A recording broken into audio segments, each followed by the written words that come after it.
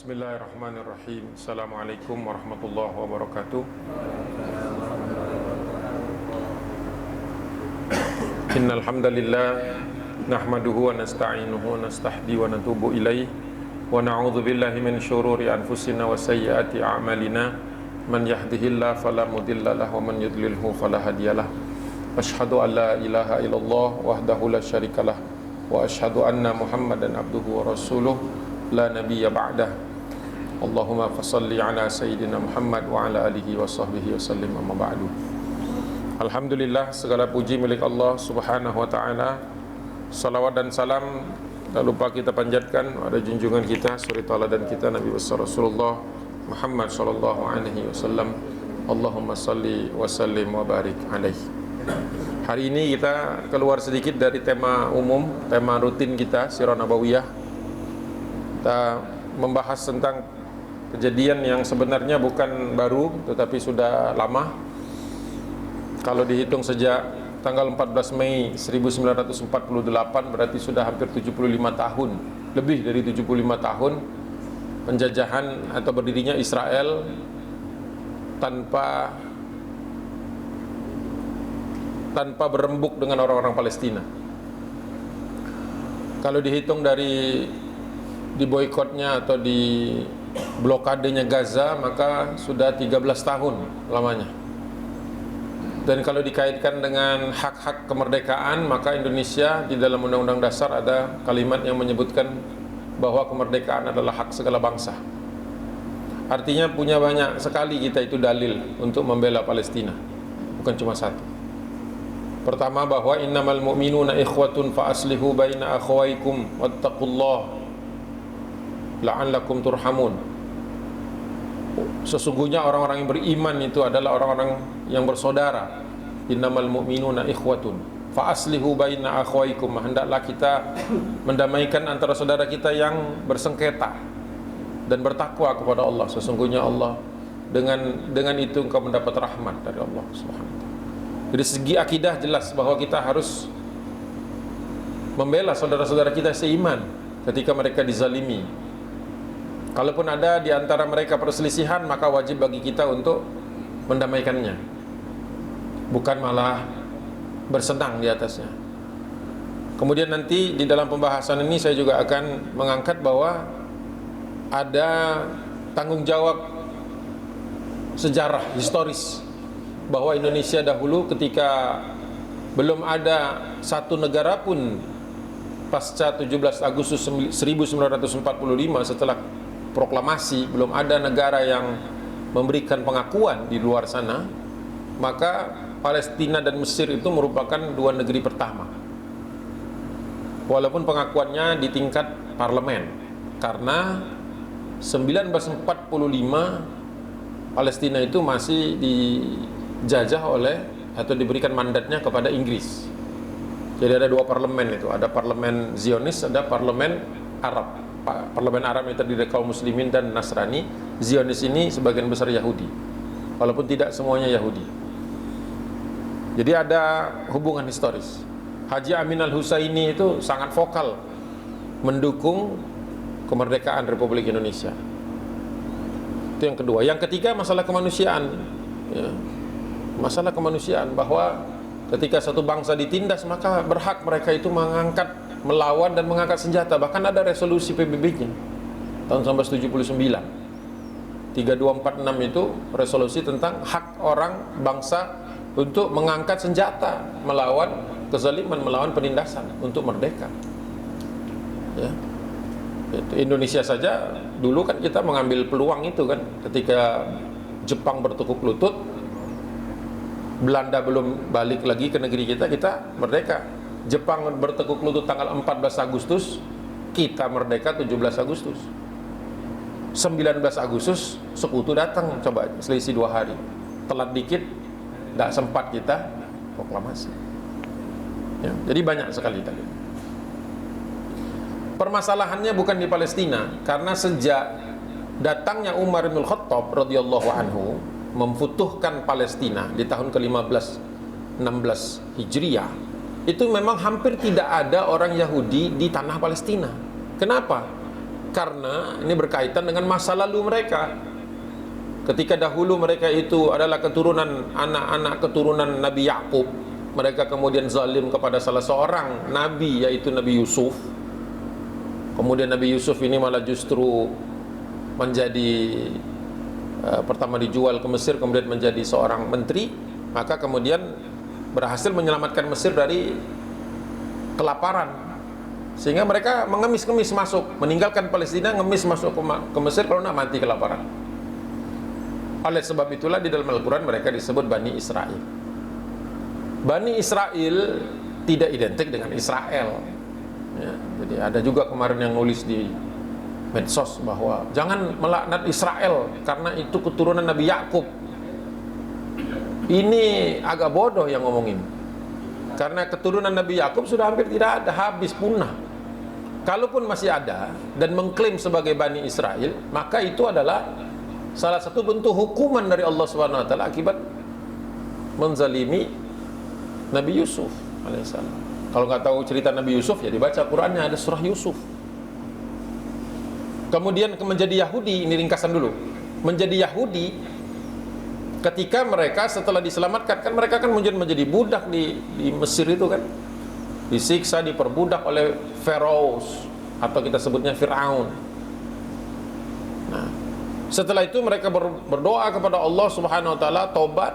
Allah kirimkan Nabi Musa dan saudaranya Harun. Mereka ini diselamatkan dari Mesir. Hampir saja dikejar sama Firaun, bisa dengan mukjizatnya terbelah laut, kemudian selamat. Firaunnya yang tenggelam. Setelah sampai di sana, tinggal satu langkah lagi ke Palestina. Di dalam surah Al-Maidah ayat 24 mereka mengatakan penolakannya.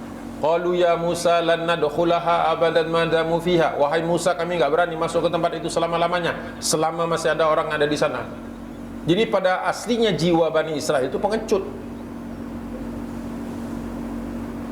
Qalu ya Musa idhhab anta wa rabbuka faqatila innaha huna qa'idun. Wahai Musa, berangkatlah engkau bersama Tuhanmu, berperanglah kalian berdua. Bayangkan Allah disebut kalian. Berperanglah kalian berdua, faqatila innaha huna qa'idun. Kami nunggu di sini. Maka dilaknat Allah mereka dari Bani Israel dengan istilah Yahud. Yahudi ini stempel dari Allah Subhanahu wa taala bahwa mereka sudah berkhianat dua kali. Berkhianat sekali menzalimi Nabi Yusuf, berkhianat kedua kali ketika menentang Nabi Musa.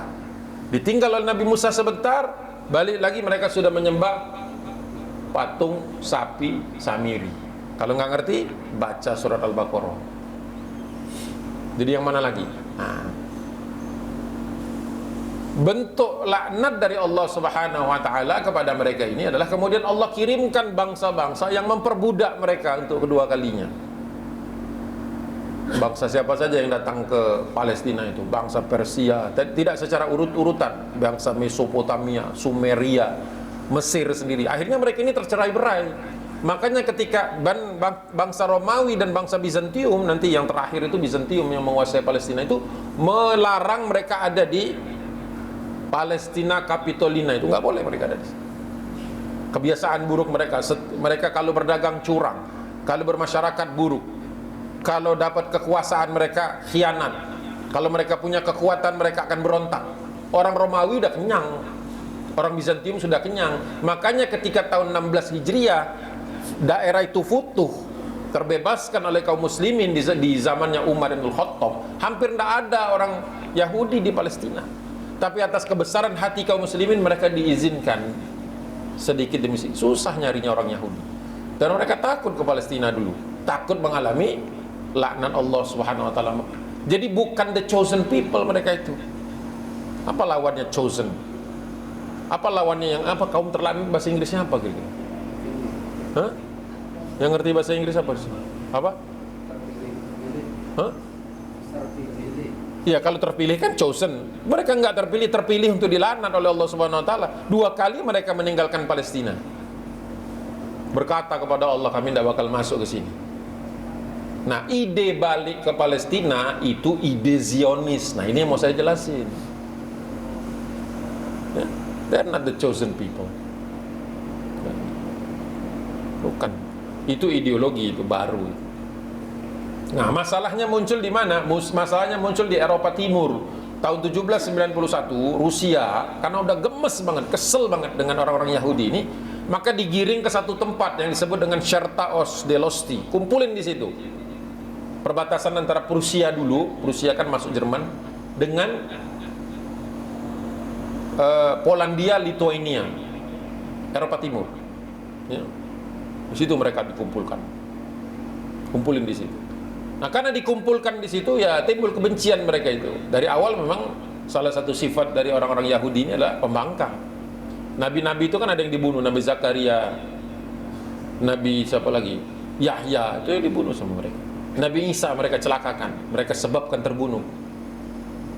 Bukan Nabi Yahudi. Ya, bukan Nabi, enggak ada Nabi Yahudi. Nabi dari zaman Nabi Adam alaihissalam sampai Muhammad sallallahu alaihi wasallam semua nabinya muslim. Ya. Allah berfirman Allah menantang orang-orang yang suka mengklaim-klaim gitu di dalam surah Al-Baqarah 140. Allah Subhanahu wa taala berfirman, "Antakuluna inna Ibrahim wa Ismail wa Ishaq wa Yaqub wal asbat."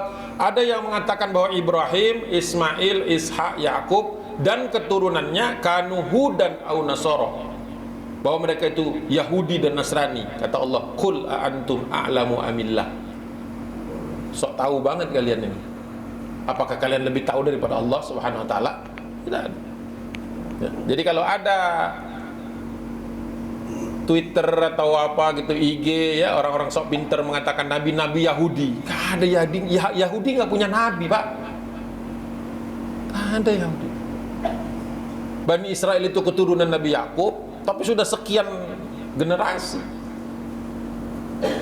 Dan mereka dapat julukan Bani Israel itu karena mereka masuk ke Mesir ini dalam keadaan malam, dalam keadaan tertunduk, dalam keadaan mengakui kesalahan mereka. Itu laknat pertama. Laknat kedua mereka ketika mereka membangkang kepada Nabi Musa alaihissalam. Nabi Musa menyuruh mereka menyembah Allah, mereka nyembah sapi. Coba, kurang apa? Ya, itu. Nah, salah satu tokoh Zionis ini namanya Theodor Herzl. Theodor Herzl. Ya, dia hidup tahun 1860 sampai 1904. Ya. Dan dia ini termasuk yang meyakini bahwa untuk menyelesaikan masalah Yahudi supaya mereka tidak terlunta-lunta, tidak terpersekusi di mana-mana di Eropa khususnya, maka perlu mendirikan negeri sendiri. Sebagian Yahudi itu sudah ada tinggal di Palestina, ada di Yordan, ada tinggal bersama kaum muslimin. Justru Yahudi itu dalam keadaan terlindungi karena status mereka itu al-zimmah, orang yang terlindungi, tetapi dengan syarat mereka itu mengikuti aturan kaum muslimin. Sesama mereka aturan Yahudi boleh diberlakukan, tetapi ketika mereka urusan dengan kaum muslimin, maka mereka harus tunduk kepada kaum muslimin. Di mana saja mereka tinggal, di Andalusia, di Maghrib, Maroko, di Tunisia, Aljazair kalau sekarang, Tunisia, di Mesir, di Turki. Waktu Andalus jatuh direbut sama pasukan Spanyol itu dulu, belum ada Spanyol dulu, namanya kerajaan Leon, Kastil, ya, itu kerajaan-kerajaan kecil, Aragon, kemudian menyatukan diri jadi Spanyol.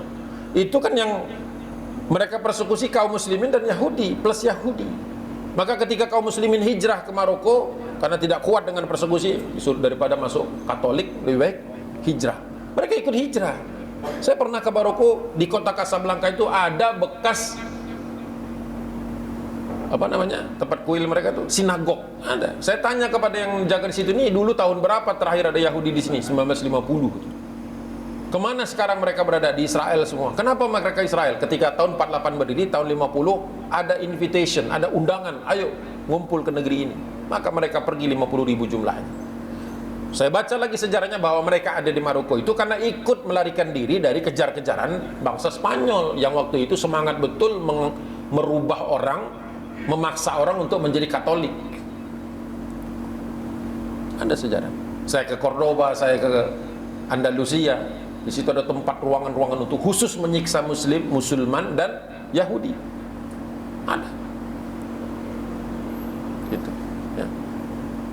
Bahkan waktu itu para Sultan Turki Utsmani mengizinkan mereka datang ke sana. Jadi nggak ada masalah dengan Yahudi yang mau hidup bersampingan dengan Muslim, nggak ada masalah.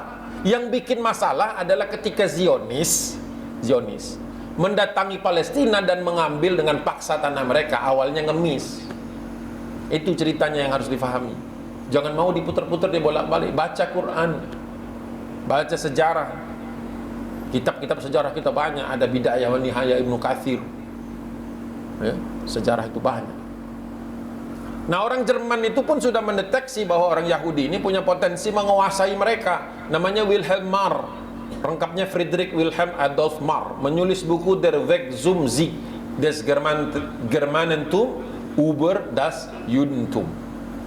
Ya. Satu-satunya jalan untuk memenangkan ras Jerman di atas ras Yahudi. Juden itu Yahudi, Jews. Di dalam buku itu mereka menjelaskan bahaya Yahudi kalau ada satu negara, mereka akan menguasai perdagangan, menguasai perbankan, menguasai keuangan, dan nanti mencekik mereka. Makanya buku Der Weg ini, The Way ini, jalan ini menjadi buku yang dianggap oleh Yahudi sebagai buku antisemitik, anti-Zionis pertama. Walaupun kalau antisemitik itu nggak pas, karena mereka mengklaim sebagai anak keturunan Shem bin Nuh, anak Nabi Nuh yang selamat. Bangsa Arab juga keturunan Nabi Nuh, keturunan anak Shem, berarti Arab juga Semitik. Jadi kalau antisemitik itu nggak tepat, anti-Zionis iya. Nah, di tahun-tahun ketika mereka menggagas untuk kembali ke Palestina, ingin mengklaim Palestina sebagai tanah pilihan mereka, padahal sudah 2 kali mereka tinggalkan di zaman para nabi. Ya, itu adalah Sultan Abdul Hamid kedua, sultan yang sangat peduli dengan urusan Palestina. Nah, bahkan 1882 sudah ada gerakan Zion itu untuk memindahkan orang-orang Yahudi, tapi jumlahnya sedikit, tidak sampai 2000, sedikit. Grup Hibbat Zion, mereka mendarat di Java, ya Java bacanya. Nanti makin banyak nanti mereka mendirikan kota Tel Aviv. Kota aslinya, kota tuanya namanya Jaffa. Makanya masih ditulis sama orang Yahudi Zionis itu Tel Aviv Yafo. Yafo itu Jaffa. Ya. Mereka bikin jalan kereta api untuk mempermudah. Ya. Waktu itu mereka masih menggunakan sembunyi-sembunyi, ya, seperti Syiah itu menyembunyikan identitasnya. Takiyah. Mereka bantu sultan bla bla, tapi sultan lama-lama tahu, wah ini ada akal di belakang ini, ada rencana. Maka di tahun yang sama Sultan Abdul Hamid kedua mengeluarkan aturan bahwa tidak boleh ada Yahudi, karena sudah dikunci itu, tidak boleh lagi ada yang masuk di Palestina. Yang sudah di Palestina silahkan tinggal di situ, tapi tidak boleh ditambahkan lagi. Ya.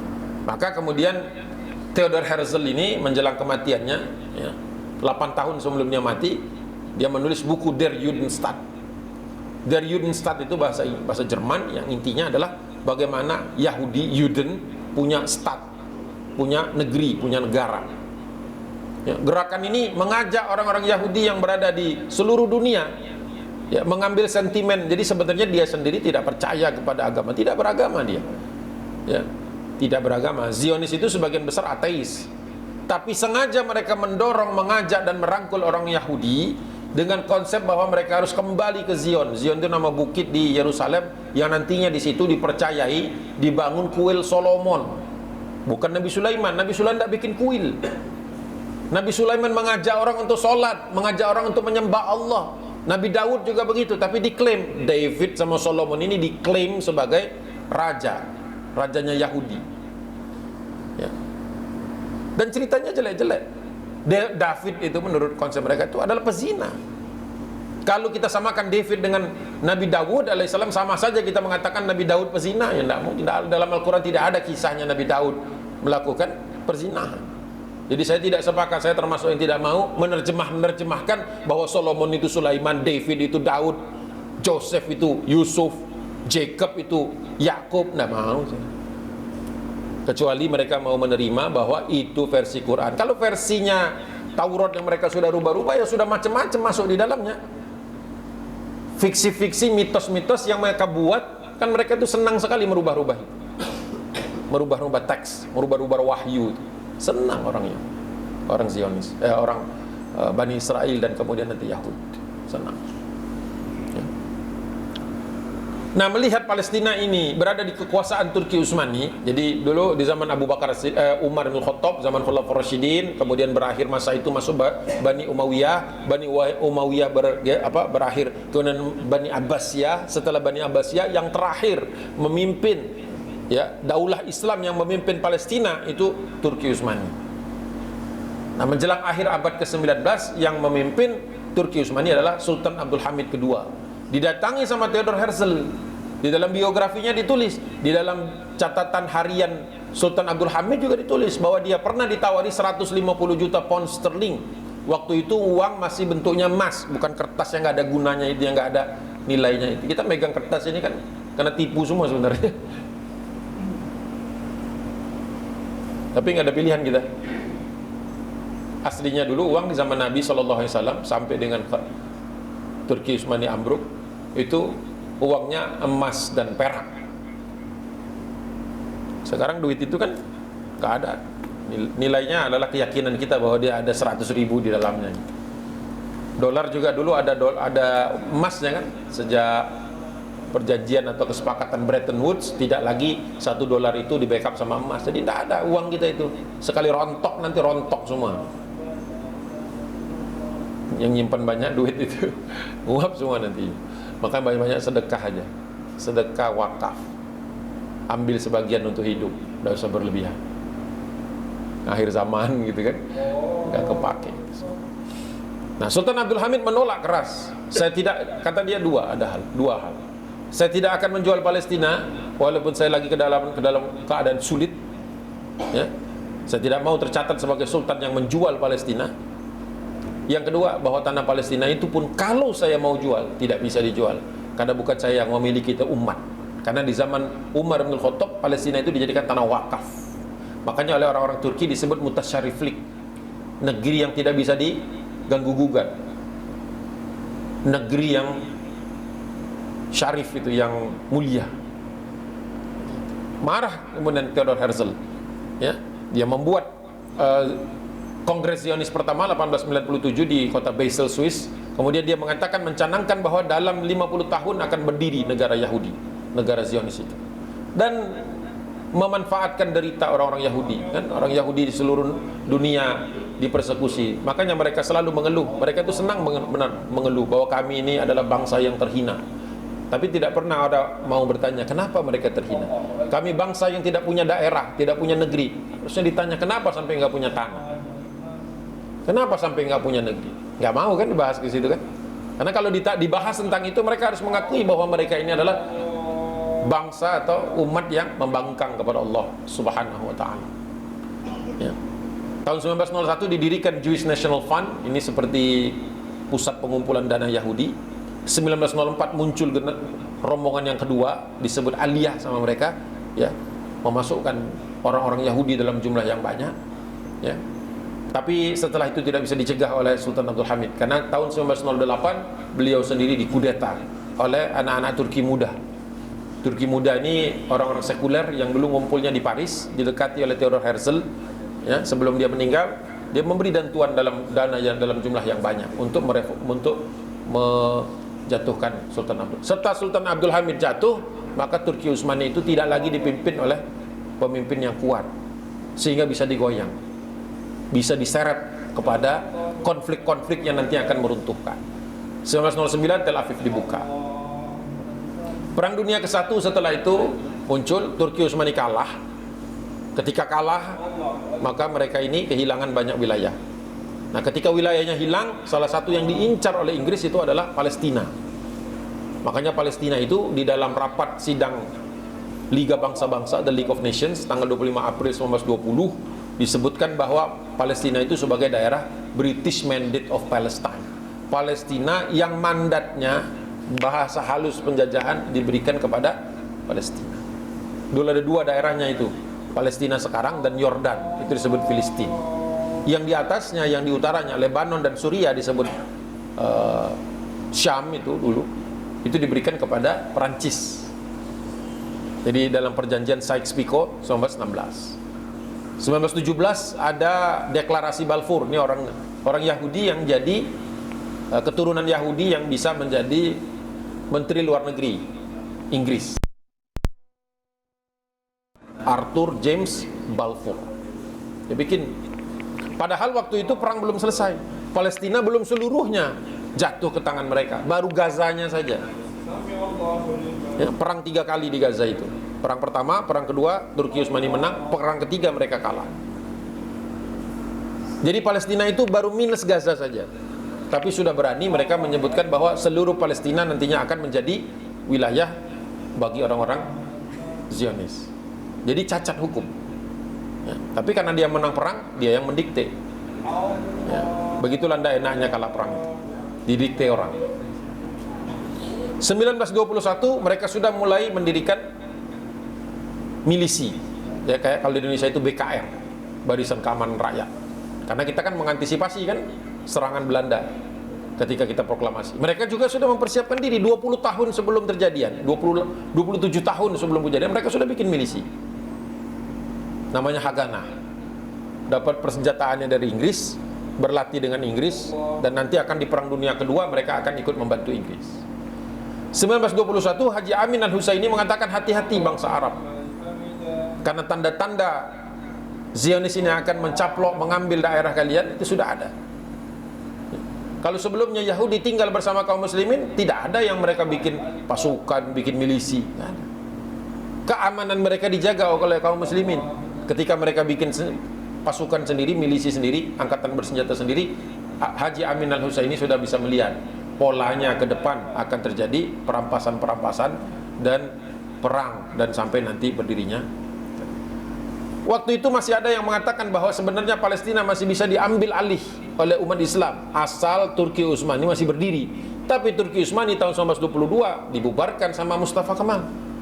Mustafa Kemal ini yang jadi bapak Turki, Republik Turki modern. Ya, orang yang diduga keras sebagai agen Freemason. Freemason itu juga salah satu gerakan yang memang dimotori oleh Zionis. Gitu. 1924 kehilafahan dihapuskan. 1926 ada upaya dari Raja Faruk, ya, Raja Fuad dari Mesir untuk mengembalikan lagi, tetapi gagal. 11 Juni di tahun yang sama, Raja Abdul Aziz bin Saud, rajanya kerajaan Saudi yang pertama, ingin mendirikan kembali daulah Islam itu, tapi gagal juga. Di konferensi yang terjadi di Mekah tanggal 11 Juni 1926 itu, Haji Umar Said Cokro Aminoto hadir mengatasnamakan atau mewakili Syarikat Islam, dulu perkumpulan Islam paling besar di Hindia Belanda, 1926, sebelum Sumpah Pemuda 1928. Ya. Jadi Indonesia ini punya peran juga. Kiai Haji Mas Mansur juga berangkat dari Muhammadiyah. Waktu itu sebenarnya Nahdlatul Ulama sudah berdiri, tapi tidak mengirim utusnya, tapi berangkat sendiri untuk melakukan lobby kepada Raja Abdul Aziz. Ya. Tapi urusannya waktu itu urusan ibadah. Ya. Tidak mau Mekah itu hanya satu mazhab saja, tapi itu pembahasan lain, nggak usah di sini. Kemudian Zionis ini melihat setelah sekian puluh tahun mereka melakukan upaya untuk mengajak orang-orang Palestina ini kembali ke orang-orang Palestina, orang-orang Zionis Yahudi ini kembali ke Palestina, tapi tidak berhasil, tidak terlalu berhasil. Tolong yang duduk dekat soft agak maju dikit supaya teman-teman yang mau sholat nggak terganggu. Maju dikit aja, satu soft aja. Nah, yang depan maju supaya bisa maju. Jadi kalau ada yang telat-telat, sholatnya nggak mentok sama kita yang duduk. Maju dikit, ini masih banyak yang kosong. Nah, maju dikit, jangan sampai kita mengganggu yang soft yang mau sholat. Ya, ada space di situ. Jadi dari tahun 21 mereka sudah mendirikan milisi. Sebenarnya di Eropa waktu itu ada dua komunitas Yahudi nih. Yahudi yang ada di Eropa Timur dengan yang ada di Eropa Barat. Yang di Eropa Timur ini relatif lebih miskin daripada yang di Eropa Barat. Sebagian dari mereka mau pindah ke Palestina. Karena ya mulai mereka biasa hidup keras. Di Palestina harus jadi petani, ya, harus jadi nelayan dan sebagainya. Tapi yang di Eropa Barat, Zionis Yahudinya itu nggak mau. Yahudi lah secara umum. Karena mereka ada yang jadi bankir, pengusaha, bahkan ada yang jadi pejabat dan sebagainya. Gak mau pindah ke Palestina. Untuk apa pindah ke Palestina? Start dari nol lagi, mulai dari nol lagi pekerjaan. Udah kaya tiba-tiba gak mau. Ya. Jadi hampir saja Zionisme itu gagal sebenarnya di tahun 30-an. Gak kepikir oleh mereka gimana caranya ini mengondisikan supaya Yahudi yang ada di Eropa itu mau pindah ke Palestina. Nah, di tahun 30-an akhir muncul sebuah gerakan atau sebuah partai yang disebut dengan Nasional Sosialis, disingkat Nazi. Tokohnya Adolf Hitler. Jadi ini ibarat apa namanya? Wah, ini dia solusinya. Jadi orang Yahudi, orang Zionis bingung caranya bagaimana supaya orang Yahudi terutama yang di Eropa Barat ini mau pindah ke Palestina, mau menjadi apa istilahnya pion-pionnya, bidak-bidak mereka. Tiba-tiba ada orang seperti Hitler yang begitu dendam dengan orang Yahudi dan menyalahkan Yahudi sebagai sebab kalah perangnya Jerman di Perang Dunia ke-1 sebelumnya. Nah, dibiarkan sama mereka. Karena kalau dia berkuasa dan menguasai Jerman, bisa jadi ada perang besar lagi. Buat Yahudi tidak masalah perang lagi. Mereka bankir, mereka pengusaha. Pengusaha selalu menang dalam perang, Pak. Yang kalah itu negara, yang kalah itu masyarakat, yang menderita masyarakat. Pengusaha selalu menang. Peperangan itu hanya perpindahan modal saja kalau urusan mereka itu. Maka dibiarkan. Ada dokumen-dokumennya, dokumen Zionis itu. Anda bisa baca bukunya Henry Ford, The International Jew. Anda bisa baca bukunya Finkelstein tentang The Real Jew, siapa sebenarnya Yahudi Zionis yang asli itu. Buku-buku ilmiah. Ya, tapi buku-buku ini jarang saya lihat diterjemahkan ke bahasa Indonesia. Jadi kalau Anda nggak menguasai bahasa Inggris, susah bacanya. Kalau bahasa Indonesia, baca buku Dr. Adian Husaini saja. Itu bukunya judulnya Pragmatisme Zionis. Ada sedikit sejarahnya di situ, bahasa Indonesia, silahkan dibaca. Cuma masalahnya kita ini pemalas lalu membaca. Paling 1-2 dari 100 orang yang suka baca. Lainnya browsing aja, medsos. Suruh baca, saya kasih buku di depan sini dan nyampe 15 menit pasti sudah tidur. Kalau sholat Jumat lebih cepat lagi. Innal hamdalillah nahmaduhu, udah tidur semua depan.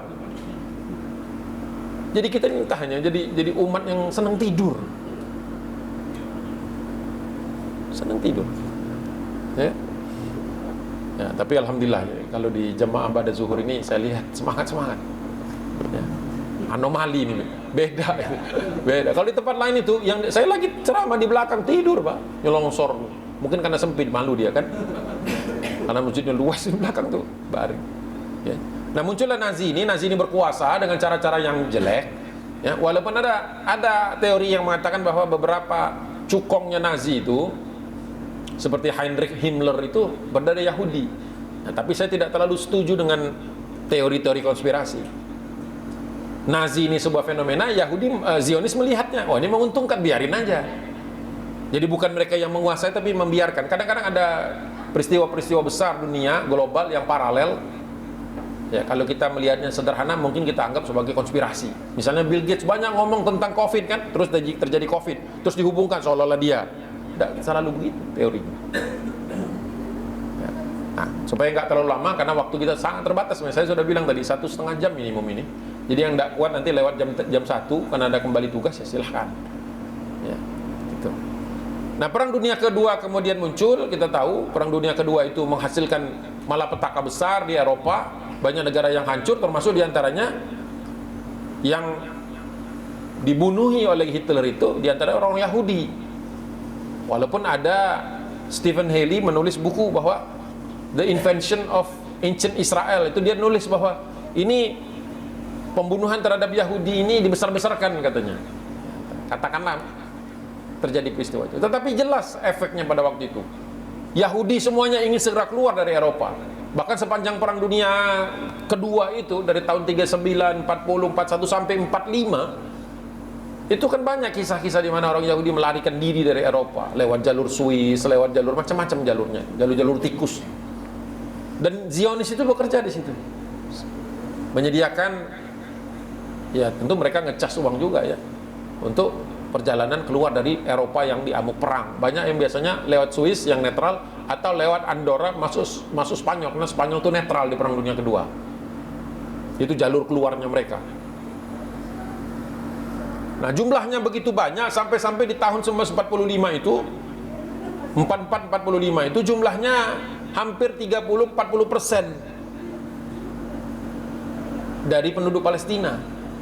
Sampai-sampai kemudian ya sudah mulai terjadi pertikaian. Ya siapa yang tidak bertikai, tanahnya direbut tanah. Dan berbeda dengan Yahudi yang sudah tinggal lama bersama kaum muslimin yang biasa hidup berdampingan, Zionis yang datang ini melihatnya sebagai sebuah pertarungan sekuler. Ya. Sekuler. Bahkan teorinya cenderung Darwinism. Jadi siapa yang survive, siapa yang bertahan, yang keras, yang kuat. Jadi kalau ada orang bunuh-bunuhan, kuat-kuatan otot, pokoknya bisa mengalahkan, teori Darwin yang terpakai. Survival of the fittest. Yang kuat, yang hebat, yang berani, yang punya backingan, yang punya apa, itu yang berhasil. Dalam Islam kan tidak begitu. Abu Bakar As-Siddiq ketika diangkat menjadi khalifah mengatakan, orang yang paling lemah di antara kalian akan saya bela, orang yang paling kuat di antara kalian akan saya berikan hak-haknya sesuai dengan kebutuhan. Dalam Islam begitu. Dalam Yahudi, Zionis ya terutama, nggak ada itu. Kalau anda lemah, sikat. Bahkan sesama mereka sendiri, di dalam kongres kedua dan ketiga, itu ada beberapa Zion, beberapa tokoh-tokoh Zion yang mengkampanyekan, udahlah kita ini hidup bersama aja sama orang-orang Islam. Itu disikat habis sama mereka. Mereka sendiri tidak suka kalau ada sesama Zion yang lunak. Ya, ada buku yang menggambarkan tentang bukan protokol Zion, Zionist Congress during World War II. Jadi kongres-kongres Zionis internasional tidak di Eropa karena perang Eropa lagi itu berkecamuk perang. Beberapa kali melakukan pertemuan di Amerika. Makanya nanti Zionis internasional itu kuat di Amerika Serikat. Itu mereka berkongres selama perang dunia itu, melihat perkembangan.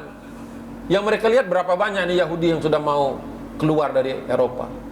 Jadi mereka mencelakakan sesama bangsa sendiri itu kalau secara tidak langsung. Nah, karena orang-orang Arab baru ngeh gitu ya, sebenarnya kan Haji Amin Al-Husaini dari tahun 1921 sudah kasih peringatan, awas. Butuh waktu berapa tahun itu, 1945, 46, 47 baru orang bangkit. Telat. Jumlah mereka sudah banyak, mereka bawa persenjataan dan mereka terlatih. Di Perang Dunia ke-1, Yahudi itu bergabung dengan angkatan bersenjata Inggris. Mereka menamakan diri mereka itu Jewish Battalion. Di Perang Dunia Kedua lebih banyak lagi yang ikut serta di dalam angkatan bersenjata Inggris. Mereka menyebutnya Jewish Brigade, Brigade Jewish. Jadi mereka berlatih perang bersama Inggris di dalam 2 kali Perang Dunia Kedua, dalam 2 kali Perang Dunia, sehingga mereka terlatih. Orang-orang Arab yang ada di Palestina ini husnuzon awalnya ya, kalau sekarang nggak tertipu lagi mereka. Kalau dulu mereka masih menganggap bahwa orang-orang ini masih mau hidup berdampingan dengan mereka, ternyata tertipu. Ini bukan Yahudi sebagaimana yang datang sebelum-sebelumnya, ini Zionis yang sebagian besar mostly dari Eropa Timur. Orang-orang seperti cetakan itu seperti Theodor Herzl. Anda lemah, saya ambil. Videonya sekarang coba lihat itu, yang Google aja di YouTube itu. Ya, perampasan rumah, ya, house confiscation, Sheikh Jarrah, East Jerusalem. Itu ada rumah orang Arab, orang Muslim, diambil alih, itu di siang bolong, Pak. Orang yang masuk saja barang-barang yang dikeluarkan, orang yang Arabnya bingung. Tapi karena mereka datang dengan persenjataan, di backup sama tentara pula, tidak bisa ngelawan. Sampai orang Arab itu kebetulan bisa bahasa Inggris. Kata dia, kenapa kau ngambil rumah kami? Why do you take my home, katanya, my house. Kata orang Yahudi itu dengan enteng dan direkam. If not me, someone else will. Kata itu cara Darwin, Pak, berpikir begitu. Kalau bukan saya yang merampasnya sekarang, pasti ada yang merampasnya lagi. Mending saya aja yang merampasnya. Kebayang nggak tiba-tiba di siang hari Bapak pulang ke rumah, tiba-tiba ada orang di rumah Anda. Rampok mengatakan, saya ambil tanah ini. Wah, mungkin dia di backup oleh aparat dan sebagainya. Kayak gitu gambaran yang ngerinya. Itu terdokumentasi, bukan omong kosong. Dan itu bukan baru kemarin, sudah dari tahun 48. Ketika mulai bentrok PBB, seolah-olah pahlawan di siang bolong, datang mengatakan kepada mereka, udah jangan ribut, kita bagi aja, keluar resolusi 181. Palestina dibagi 2. Orang Indonesia sekarang yang nggak tahu sejarah mengatakan, udahlah Palestina ini kenapa sih ribut terus, udahlah bagi 2 aja lah negaranya. Hidup berdampinganlah dengan Zionis itu. Sekarang saya balik dulu sebelum kita jawab itu. Gampangnya begini, Bapak punya rumah, terus tiba-tiba ada orang datang ke situ mengklaim beberapa bagian dari rumah itu milik mereka. Padahal kita sudah keluar ini surat IMB kita ada, sertifikat kita ada. Tapi kata dia, enggak, ini dulu bapak saya di sini dulu. Ambil dia pintu. So, secara paksa dalam jumlah yang banyak diambil. Kita mau diam atau ngelawan, saya tanya. Kalau rumahnya begitu kan. Melawan kan, walaupun nanti kalau tiba-tiba mereka di backup ini itu mungkin takut juga kita. Tapi intinya melawan kan. Ada nggak yang nggak melawan itu dulu? Ada nggak? Pasti ngelawan semua. Nah, pas kita mau ngelawan itu tiba-tiba Pak RT Pak RW datang, kelurahan datang. Jangan ribut. Udah bagi 2 aja rumah ini. Kita terima apa enggak? Nah, kalau bapak-bapak ada yang mau rumahnya diambil orang terus legowo, ngasih aja, boleh datang ke Palestina bilang, Palestina jangan ribut kalian, bagi 2 saja. Saya biasa begitu. Rumah saya diambil Malik, saya bagi 2. Diambil Garong. Jadi aneh. Kemarin ada yang kampanye begitu di medsos. Kenapa Palestina ini nggak bisa diem, nggak bisa damai? Sama aja itu ngomong ke Jenderal Sudirman zaman dulu, udahlah nggak usah perang, nggak usah masuk, udah Jenderal nggak usah masuk hutan, nggak usah gerilya, udah kita bagi 2 aja Republik Indonesia dengan Belanda. Coba ngomong begitu dulu, tembak ulang udah. Iya, fatwa Kiai Haji Hasyim Asy'ari rahimahullah di dalam tanggal 11 September mengeluarkan fatwa jihad karena 3 butir kan. Satu, pertama, wajib orang itu mengangkat senjata. Yang kedua, kalau dia niatnya karena Allah, mati terbunuh di dalam angkat senjata tersebut, matinya syahid. Yang ketiga, bagi siapa yang berkhianat untuk Republik dan bangsa ini, menciderai atau bekerja sama dengan sekutu atau bekerja sama dengan Belanda, maka wajib dibunuh. Tulisannya wajib, WADJIB di Boenoeh tulisannya. Memang hukum perang begitu. Ada yang mengatakan dulu Kiai Haji Hasyim Asy'ari ini dah radikal, terlalu teroris, ada nggak? Karena namanya dijajah, wajib bagi kita mengangkat senjata, wajib bagi kita untuk memeranginya. Dimanapun, dimana? Yang paling getol mendukung Palestina merdeka dengan cara-cara mengangkat senjata siapa? Bukan bangsa negara-negara Arab, Afrika Selatan. Coba baca Nelson Mandela itu ketika dia menulis tentang pentingnya merdeka Afrika Selatan. Selalu mengambil contoh Palestina.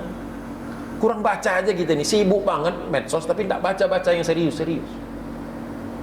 Sampai sekarang yang meneruskan Nelson Mandela mengatakan, South Africa will not recognize Israel.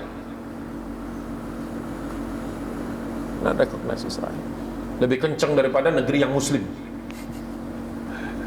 South Africa, Afrika Selatan. Coba dibaca lagi sejarahnya. Islam masuk ke South Africa kapan? Ketika Syekh Yusuf Al-Maqassari dari Makassar dibuang Belanda. Pertama karena beliau mengobarkan jihad fisabilillah. Di kerajaan Bone dibuang, diusir, taruh di Banten. Kerjasama dengan Sultan Ageng Tertiasa, bukan Tirtayasa, Tertiasa bacanya. Tangkap lagi sama Belanda, buang ke Ceylon. Ceylon tahu nggak di mana? Sri Lanka. Dibuang ke sana. Penduduk asli yang tadinya tidak kenal Islam jadi mengenal Islam. Jadi kokoh lagi di pengajian, ada masjid dan semua. Kaget Belanda, buang lagi sekali lagi. Buangnya ke Afrika Selatan, di Cape Town. Johannesburg sekarang. Buang ke situ. Makanya Muslim asli Afrika Selatan kalau ditanya, ya, siapa tokoh Muslim pertama di Afrika Selatan? Pasti menyebutkan Yusuf Al-Maqassari. Orang Indonesia. Dulu belum ada Indonesia ya. Dulu Hindia Belanda. Jadi begitu. Sejarah itu perlu dibaca. Berhentilah kita tuh main game. Saya paling kesel kalau lihat Muslim, laki-laki terutama, main game.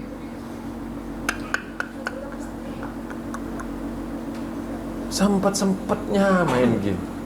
Dunia lagi mau runtuh, ya, main game. Kalau sesekali bolehlah. Sesekali. Jangan ketagihan ya. Siang malam, pagi sore, begadang. Nama-nama rumah makan Padang semua itu. Pagi sore, siang malam, begadang. Ya. Saya agak cool down sedikit sebelum kita ngegas lagi. Resolusi 181 ditolak oleh orang Arab. Bukan karena mereka tidak mau hidup berdampingan, Pak. Siapa yang mau hidup berdampingan dengan yang rampas rumah, rampas tanah? Logikanya kemana? Indonesia saja tidak mau membagi republik ini dengan Belanda. Kok kita maksa mereka hidup berdampingan dengan Israel? hanya karena orang mengatakan Israel itu Nabi Yakub, udahlah. Males baca, males mikir tuh yang kayak gitu tuh, bahaya banget. Tapi followernya banyak. Heran gitu. Yang banyak followernya rata-rata kurang banyak baca sejarah. Saya suka melihat begitu. Populer. 14 Mei 1948. Apa tadi? British Mandate of Palestine. Ya. Palestina yang di bawah Inggris, yang diberikan secara sepihak oleh Liga Bangsa-Bangsa, the League of Nations, di San Remo tahun 1920. Itu hengkang, Pak. Setelah sekian tahun dia juga nggak bisa. Mau mengendalikan Zionis, mereka digebukin. Mau megang orang Arab mengatakan ini hak kami. Bingung dia. Sudah diduga dia pasti hengkang. Kenapa? Inggris ini menjajah di mana-mana. Kalau kata kita dia menjajahnya, oh lihat itu Malaysia dijajah Inggris jadi bagus, oh itu Singapura dijajah Inggris jadi bagus, kepengen dijajah Inggris. Jangan ada kepengen dijajah oleh siapapun. Karena ketika kita Palestina mengatakan, lihat tuh Palestina dijajah Inggris jadi bagus mananya? Jangan pakai logika falasi ya. Hanya karena kita melihat Singapura jadi seperti itu, Malaysia jadi seperti itu, terus kita kepengen andainya Indonesia dulu dijajah Inggris. Aneh yang mikir begitu. Mereka pergi, yang dahulu mengambil, yang dahulu diberitahu oleh Sir William Cunningham itu adalah parlemennya Zionis, David Ben Gurion, Golda Meir, itu tuh orang-orangnya. Masih muda tapi Goldanya sebelum jadi Perdana Menteri. Itu yang kemudian berinisiatif mendirikan. Bahkan kalau David Ben Gurion itu 1 tahun sebelumnya udah dikasih tahu, nanti tanggal sekian, bulan sekian, tanggalnya enggak, bulannya sekian, kami akan hengkang ini. Jadi mereka udah siap-siap. Golda Meir itu keliling Amerika Serikat, meminta dan setengah memaksa kepada Yahudi Zionis yang ada di Amerika untuk mengumpulkan dana 30 million dollar. Dulu million itu sudah banyak. Keliling dia ke Amerika Serikat. Kenapa? Persiapan mendirikan negara Israel. Jadi ketika mereka berdiri, ya ketinggalan kan. Sudah siap mereka. Bahkan diserang beberapa negara yang lain sekalipun mereka bisa berdiri. Di samping negara kaum muslimin yang tidak kompak, tidak solid, ya mereka sudah berhati dan bersiap. Inilah ketika perkataan sahabat Nabi Ali bin Abi Thalib rahimahullah ridwanullahu alaihi mengatakan bahwa al-batil bin nizam yaglibuna alal haq bilan nizam. Sebuah kebatilan tapi tersusun tertata dengan rapi kompak bisa berpeluang mengalahkan kebenaran yang tidak terurus dengan baik, atau yang cakar-cakar, yang ribut-ribut. Sekarang umat Islam lihat, beda mazhab dikit ribut, beda pengajian ribut, dan kita senang pula ribut itu, herannya. Padahal yang diributkan masalah-masalah furu, masalah-masalah cabang, masalah-masalah yang memang di dalam fikih itu khilafiyah. Itulah yang menyebabkan kita itu tidak berhasil menyelesaikan urusan Palestina, padahal negara muslimnya banyak.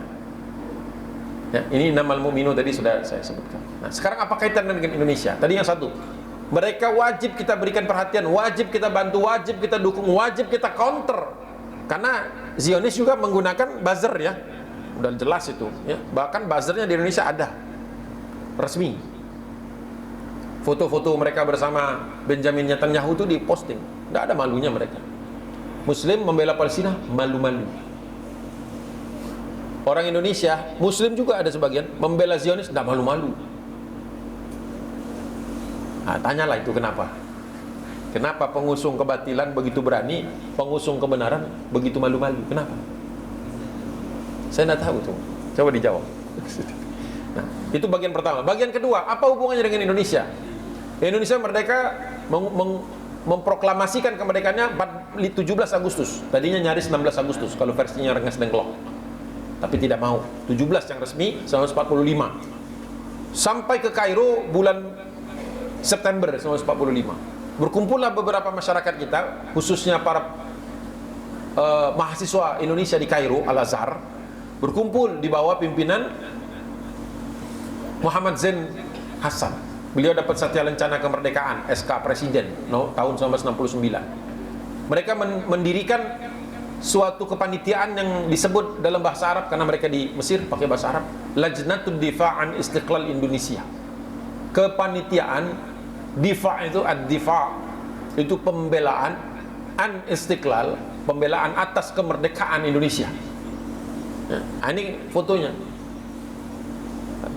Muhammad Zain Hasan yang duduk di tengah pakai jas hitam, ya, tahun 1945-46 kumpul mereka. Kenapa mereka ini peduli kepada kemerdekaan? Karena untuk menjadi negara yang berdaulat itu harus mendapatkan pengakuan dari negara lain. Indonesia gak ada yang ngakuin. Kenapa? Pertama, informasi ditutup sama Belanda, dan Belanda melakukan boykot, blokade habis-habisan. Jadi yang tahu kita merdeka belum ada. Mesir termasuk yang pertama. Mereka ini kesulitan untuk bertemu dengan raja, bertemu dengan perdana menteri. Bahkan waktu itu belum punya sekretariat, belum punya kantor.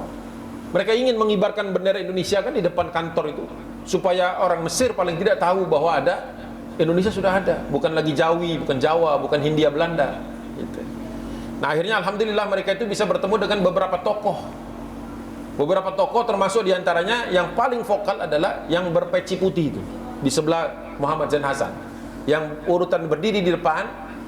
Lihat dari sebelah kiri, itu nomor 2 dari kiri Muhammad Zain Hasan. Di tengah-tengah itu adalah Haji Aminan Husaini, yang tahun 1921 sudah memperingatkan seluruh bangsa Arab, khususnya Palestina, bahwa ini Zionis sudah siap-siap berperang. Orang kalau siap berperang itu mau mendirikan sesuatu. Kalau udah berlatih berperang pasti mau mendirikan sesuatu. Bahkan di dalam militer itu ada istilah civis pacem parabellum. Kalau engkau menginginkan peace, kalau Anda menginginkan kedamaian, parabellum, persiapkan untuk bertempur. Begitu. Haji Aminah Husaini karena tahu bahwa ada Lajnatud Difa'an Istiqlal Indonesia, mendatangi mereka, bersalaman, berkenalan dengan mereka. Apa masalahnya? Oh, ternyata mereka dari Hindia Belanda. Baru tahu beliau bahwa Indonesia sudah merdeka. Diberitahu sama ini, ada surat kabar potongannya dan sebagainya kan. Namanya mahasiswa kan, curi-curi dengar lah. Beritahu kepada mereka. Oh, kata beliau, ini perlu dibantu. Semangat beliau, semangat ukhuwah Islamiyah beliau tinggi. Walaupun tidak semua orang di Indonesia itu muslim, tapi beliau mau membantu. Maka kata beliau, ini saya punya teman, berdiri di sebelah kanan beliau itu adalah Muhammad Zain Hasan, pengusaha Palestina di Kairo, punya banyak gedung, punya banyak toko. Salah satu gedungnya pas di jalan yang utama lah, jalan protokol. Kata beliau, ini gedung Subhanul Muslimin, gedung untuk pemuda-pemuda muslim. Di situ ada kantor orang Aljazair, orang Maroko yang masih dijajah sama Perancis, juga berjuang untuk mereka. Dibuka satu pintu khusus untuk Lajnatud Difa'an Istiqlal Indonesia. Muhammad Zain Hasan dan teman-temannya bisa berkantor di situ, gratis, nggak ngambil sewa, lengkap di buku Muhammad Zain Hasan. Nah, tapi lagi masalahnya males baca, jadi nggak tahu. Nah, saya sarikan bacaan itu supaya tahu. Kata beliau, marilah kita temui siapa-siapa lagi yang perlu didatangi. Raja Fuad, beliau kenal juga dengan Raja Abdullah Yordan, kenal dengan siapa? Raja Abdul Aziz bin Saud. Ayo, tapi Anda perlu diplomat. Kalian ini kan mahasiswa nih, nggak punya kekuatan. Kata mereka, ya Indonesia sudah punya kabinet, ada menteri luar negeri, tapi mereka di Indonesia nggak punya pesawat. Kan harus naik pesawat zaman dahulu. Kalau naik kapal udah ditangkap lah sama Belanda. Maka kata beliau, begini saja, saya punya teman di Kementerian Luar Negeri Mesir, dia dekati. Dia bilang, dia tanya, siapa diplomat yang ada di Asia? Ada satu, namanya Abdul Munim Mustafa Pasha. Di mana dia berkedudukan? Di Bombay. Bombay di mana? India. Bombay. Bisa nggak dia? Berani nggak dia? Kirim dana, dibantu lagi sama Muhammad Ali Tahir. Beli pesawat, bukan nyater. Nyater. Nyewa pesawat. Berangkat untuk masuk ke Republik Indonesia. Mendaratnya di mana? Banyak pilihan. Yang langsung saja ketemu dengan kabinet. Kabinet waktu itu ada di Yogyakarta. Kenapa nggak di Jakarta? Karena Jakarta diduduki oleh Belanda. Jadi kita sudah mundur ke Yogyakarta. Ya. Maka berangkatlah Mustafa Abdul Munim Mustafa Pasha, itu yang fotonya pakai jas hitam sedang salaman. Ada yang tahu nggak dia salaman dengan siapa tanpa melihat tulisan? Mendarat di Yogyakarta di lapangan terbang Maguwo, sekarang Lanut Adi Sucipto. Siapa yang menguasai Yogyakarta? Bukan Soekarno Hatta. Siapa? Hah? Sri Sultan Hamengkubuwono keberapa? Ke-9. Itu bertemunya di Masjid Kauman, salaman.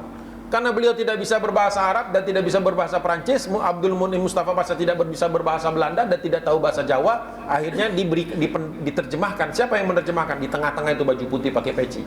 Itu namanya Haji Muhammad Rashidi. Haji Muhammad Rashidi. Itu Menteri Agama pertama kita. Kabinet pertama. Kabinet Merdeka itu. Ya. Dari Mas Yumi. Ngobrol. Apa urusan datang ke sini? Saya ditugaskan. Dia juga nggak tahu, tiba-tiba dapat tugas ke ngambil resiko, bisa mati Pak. Pesawat itu waktu masuk wilayah Republik Indonesia itu kan tertutup, daerah tertutup. Itu kan dikawal oleh pesawat-pesawat tempurnya Belanda. Cocor merah, pernah dengar cocor merah? Mustang yang biasa mengintercept. Kebetulan hari itu tanggal berapa tadi dia mendarat? 15 Maret 1947. Ini informasi dari mana? Informasinya saya ambil dari buku album kenangan 50 tahun kemerdekaan Republik Indonesia, dikeluarkan oleh Deplu 1997. Deplu tahu nggak? Departemen Luar Negeri. Sekarang Kemenlu, Kementerian Luar Negeri. Gitu.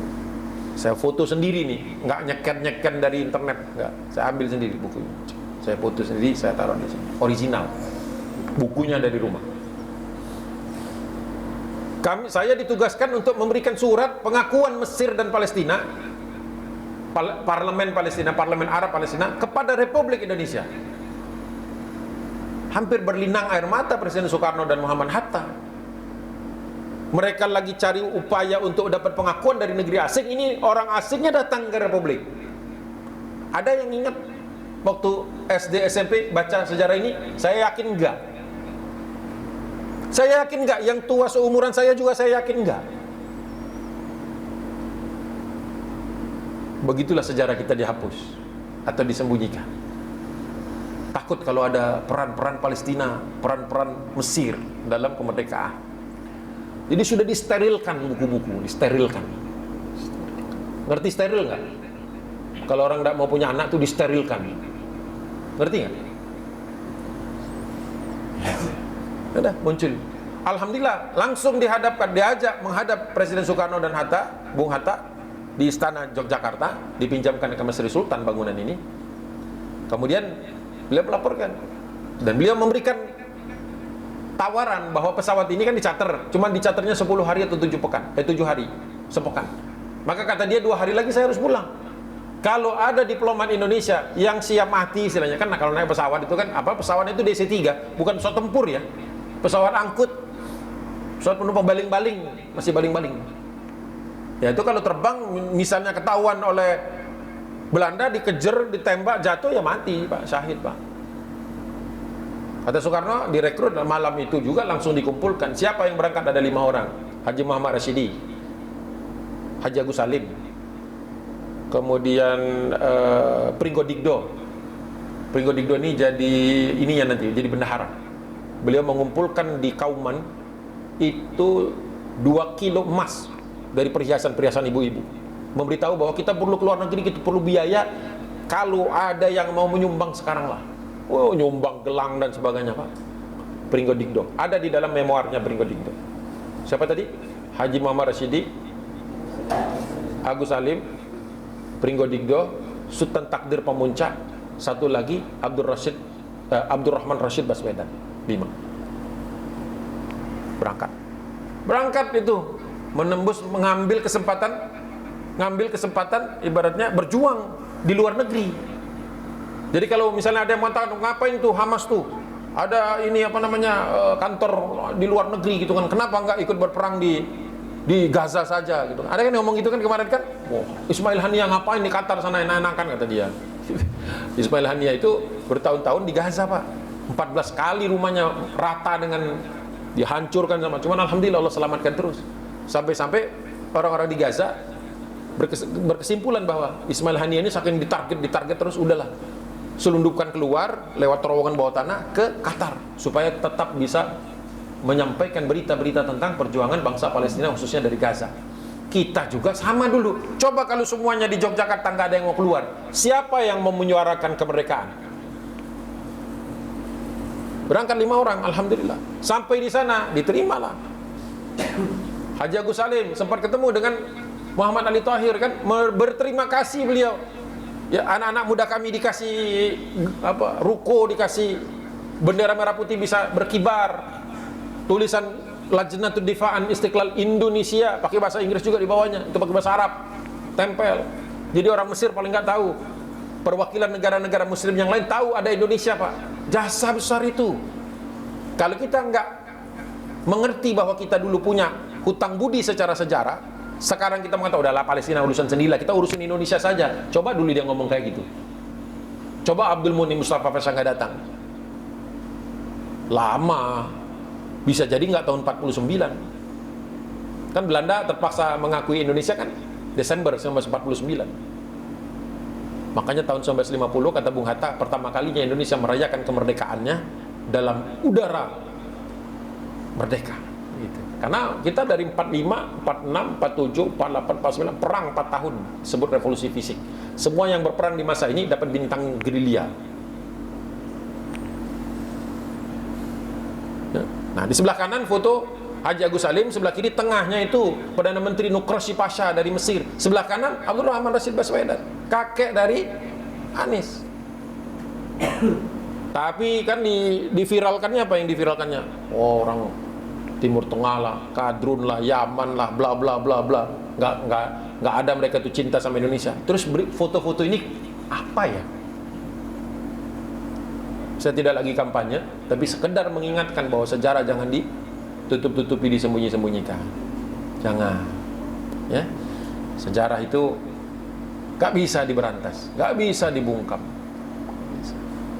Udah tahu Deplu, jangan-jangan buku ini udah nggak diterbitkan lagi. Nyesel kali Deplunya terbitin ini. Untung saya masih sempat beli. Saya yakin buku itu kalau di pasar-pasar second masih ada. Cari aja sendiri kalau mau, punya sendiri.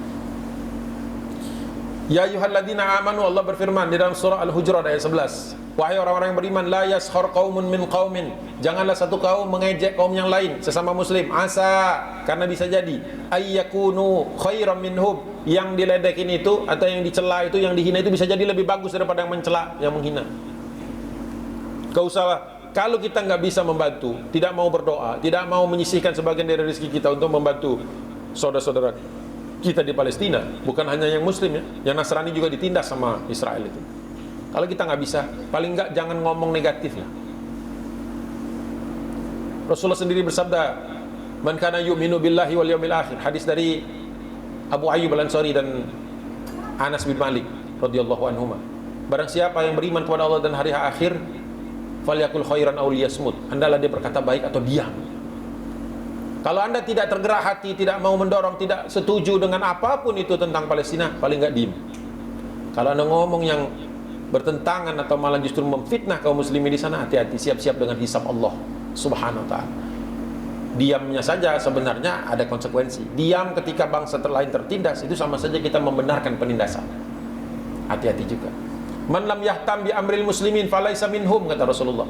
Barang siapa yang tidak peduli dengan urusan kaum muslimin, falaisa minhum, maka dia terkeluarkan, maka dia tidak dianggap sebagai bagian dari kaum muslimin.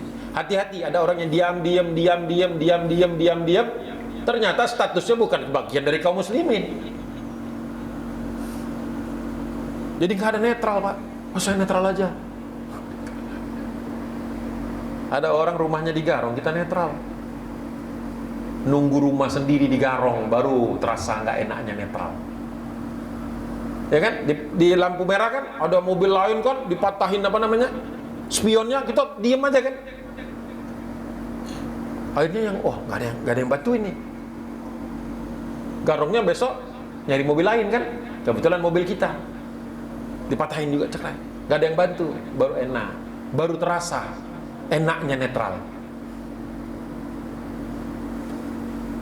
Terus aja netral sampai nanti nggak ada pilihan lain. Ya kan? Oh, udahlah itu kan urusan, itu mungkin sudah takdirnya dia, mungkin dia salah kali, banyak dosa kali, ngomong begitu enak banget dia. Nah, ada orang tabrakan, ada orang punya rumahnya kebakaran, dan sebagainya, diem aja. Satu saat rumahnya kena juga, tidak ada satupun orang yang bantu. Mau nggak kita kayak gitu? Nggak mau kan? Nggak mau kita. Ya, hati-hati. 1955 Pak Karno menggagas pertemuan Asia Afrika di Bandung, yang kemudian menjadi cikal bakal dari gerakan non-blok. Ya, waktu itu Cina masih kecil. Mesir, Cina, Indonesia, Yugoslavia itu inisiatornya, berkumpul di Bandung. Ya. Itu Cina belum sehebat sekarang, Pak. Masih setara dengan Indonesia tahun 50-an. Masih setara kita. Untuk angkatan bersenjata kita cuma nomor 3 di Asia Pasifik. Tahun 1955 itu berkumpul, dan negara-negara muslim yang belum merdeka, Palestina, Tunisia, Maroko, Aljazair. Palestina masih dikangkangi Mesir, masih dikangkangi Israel. Tunisia, Maroko, Aljazair dikangkangi Prancis. Ya, Prancis. Maka kesepakatan di salah satu kesepakatan konferensi di Bandung itu adalah kolonialisme belum mati. Artinya bahwa negara-negara Asia Afrika harus bersatu padu menyuarakan kemerdekaan bagi bangsa-bangsa yang masih terjajah. Jadi kalau misalnya sekarang Macron itu ngomong, wow, demokrasi, bla bla bla bla, bahwa Prancis itu adalah championnya of democracy, bla bla bla bla bla, bohong aja kalau menurut saya mah.